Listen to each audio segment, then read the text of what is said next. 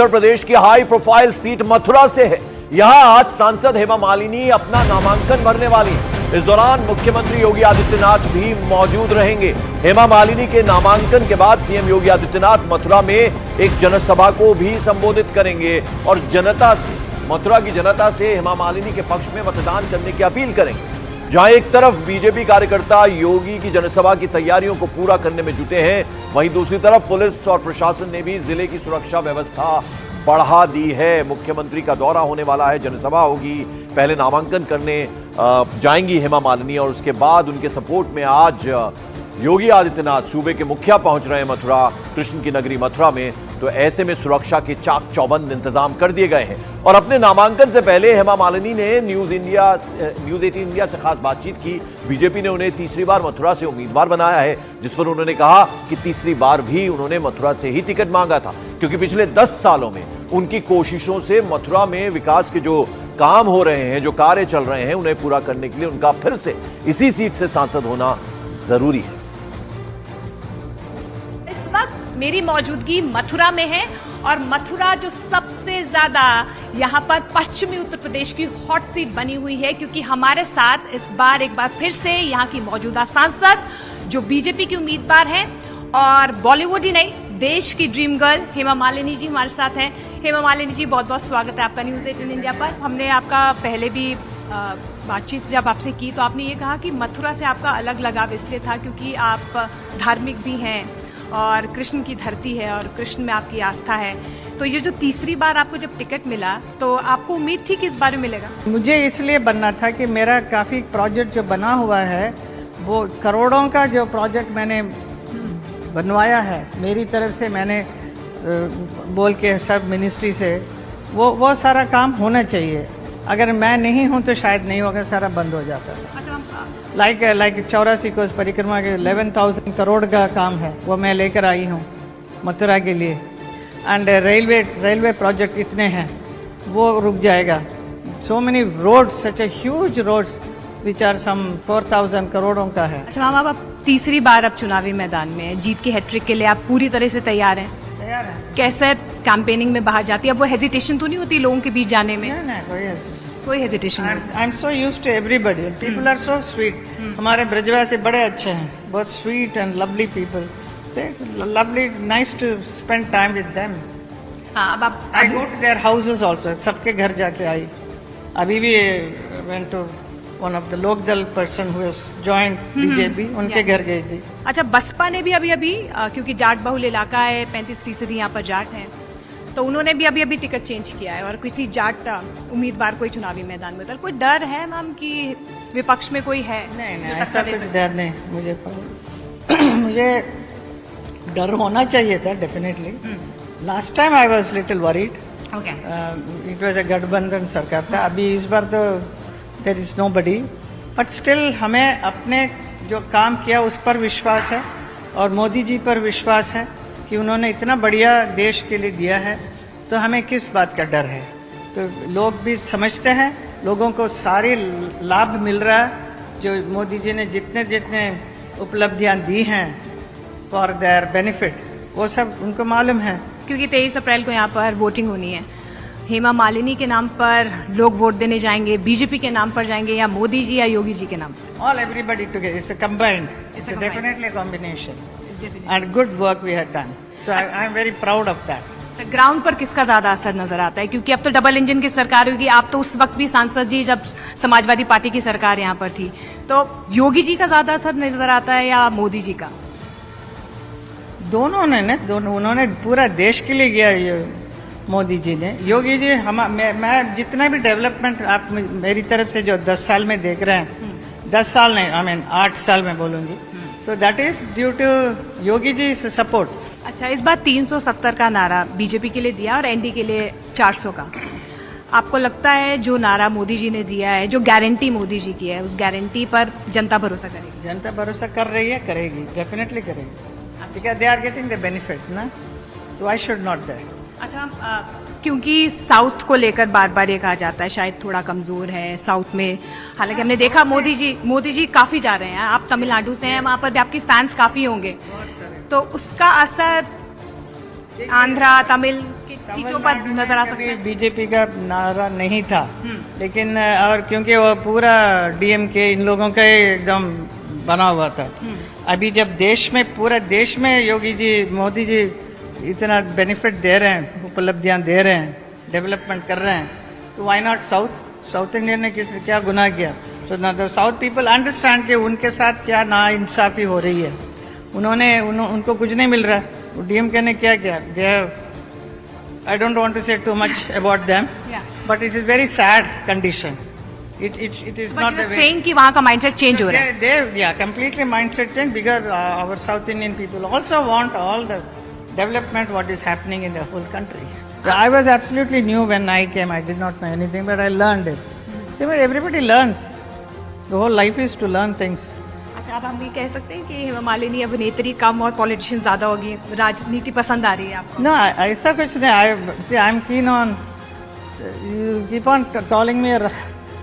It's okay. See, if I'm in Rajniti only, I can do all this work. अच्छा ma'am, 2014 में, क्योंकि जाट बहुल इलाका है ये, 35% यहाँ पर जाट हैं, आपको जाट बहु होने का थोड़ा फायदा मिला? थोड़ा नहीं, बहुत फायदा मिलता है. I am Dharamji's wife, so I get all the benefit being, and also they all love me so much because as an artist, also the Jats are very nice, simple people.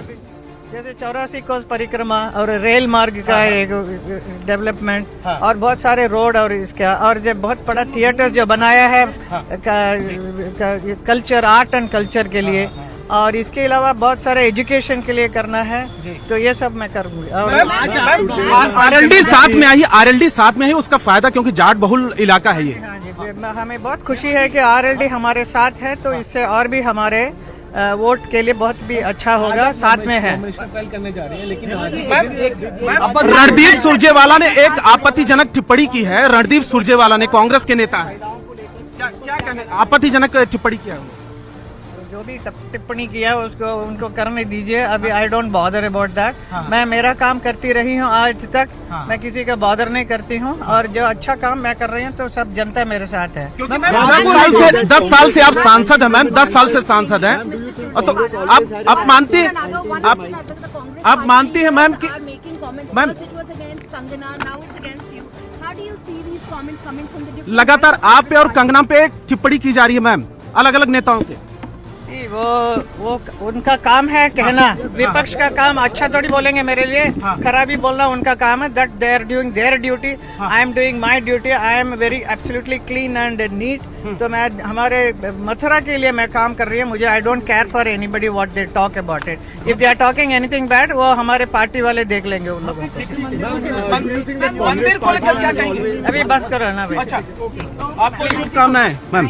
तो हेमा मालिनी मथुरा से सांसद यहां से निकल रही हैं nomination के लिए, और अब से थोड़ी देर बाद ये देखिए निकल रही हैं यहां से, और उसके बाद सीधे कलेक्ट्रेट ऑफिस जाएंगे, क्योंकि मुख्यमंत्री योगी आदित्यनाथ खुद यहां पर पहुंच रहे हैं चुनाव प्रचार के लिए.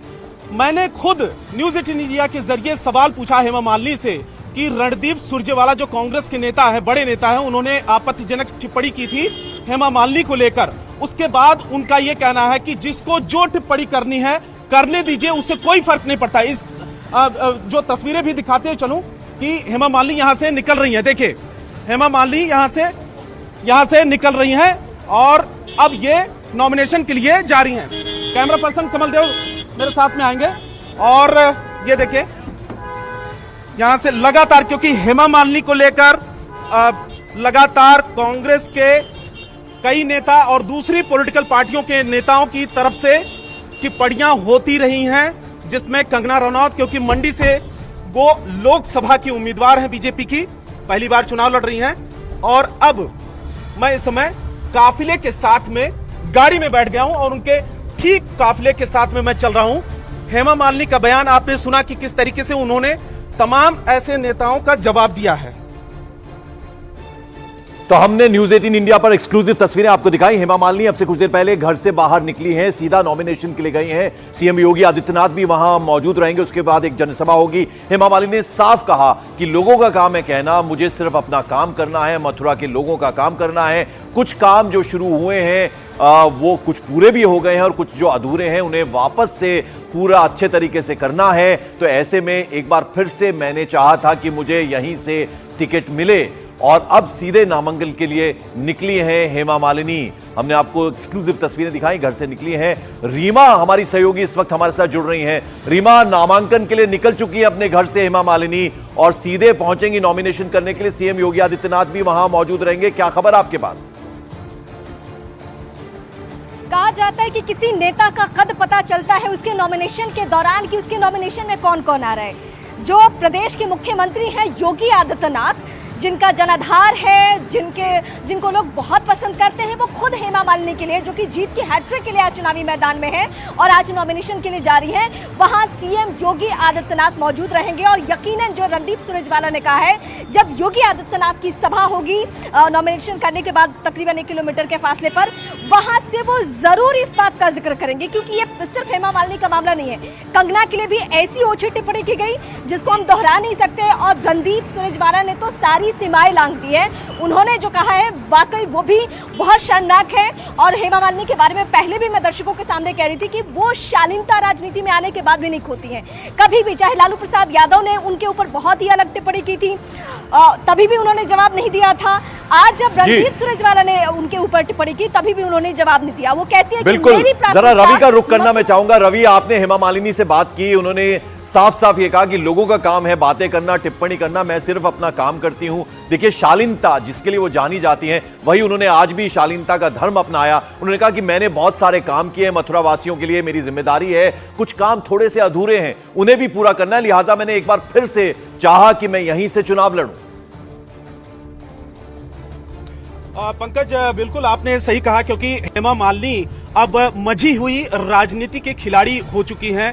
जैसे एक मजा हुआ राजनेता जवाब देता है, मीडिया में आकर बयानबाजी करता है, कुछ उसी तर्ज पर उन्होंने बयान दिया है, बहुत ही साफ तरीके से, साफगोई तरीके से। इसमें कोई भी कंट्रोवर्सी में वो नहीं फंसना चाहती, क्योंकि बिल्कुल यहाँ पर चुनाव है सेकंड फेज में और टाइम बहुत कम है। आज नामांकन का आखिरी दिन है और इस दौरान मैं वो तस्वीरें भी दिखाता चलूं, कैमरा पर्सन कमल देव दिखाएंगे, क्योंकि काफिले के ठीक बीच में हमारी गाड़ी है न्यूज 18 इंडिया की। और आप देखिए, ये काफिले की गाड़ियां हैं जिसमें हेमा मालिनी की गाड़ियों का काफिला है। इसके ठीक हमारी गाड़ी के ठीक सामने वाली जो गाड़ी हेमा मालिनी के है, और इसके अलावा यहाँ पर पुलिस का जो दस्ता है वो साथ में उनके चल रहा है। यहाँ से सीधे कलेक्ट्रेट ऑफिस से हेमा मालिनी पहुंच रही हैं। 2 बार की सांसद और तीसरी बार बीजेपी ने उन पर भरोसा जताया है और तीसरी बार वो चुनाव मैदान में है मथुरा से। और एक सवाल उनसे मैंने जरूर किया था, क्योंकि वो वाजिब भी सवाल था, जिसमें जयंत चौधरी को लेकर सवाल पूछा था। पहली बार जब वो चुनाव लड़ी थी तो जयंत चौधरी उस समय चुनाव मैदान में उनके सामने थे, आरएलडी के मुखिया,